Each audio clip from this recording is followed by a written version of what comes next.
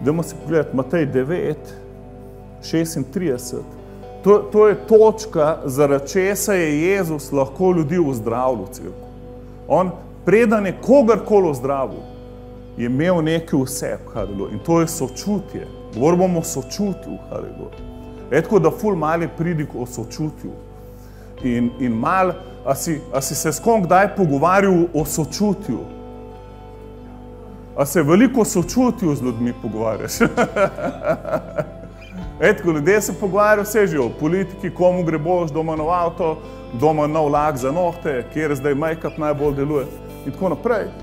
Ampak probi se pogovarjati o sočutju, haleluja. Sočutje je to, ker je v bistvu ganil Jezusa v akcijo. In mi dostikrat mislimo, da je Bog ful, da je ful njegova moč je ful pomembna, tako. Bog je ful mogočen. On lahko uzdravi raka, lahko premakne goro, lahko te službo zrihta, lahko ne vem, kva vse ti lahko pomaga. A v bistvu to sploh ni njegova glavna karakteristika cerkve. On, preden lahko njegova moč deluje, preden je koga ozdravil, je najprej imel sočutje do tega človeka. Sočutje je živo v nas, obarva leče, skozi katere gledamo na življenje in povzroča, da sežemo s svojimi rokami globoko v žep in dajemo obilno.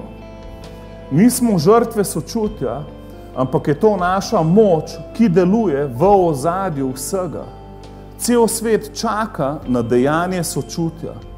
Potrebe sveta so oder, ki je pripravljen na naše herojske odzive.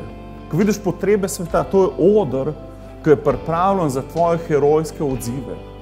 Razumeš, tam, ko te vleče srce, tam, ko imaš sočutje, tam je tvoj klic.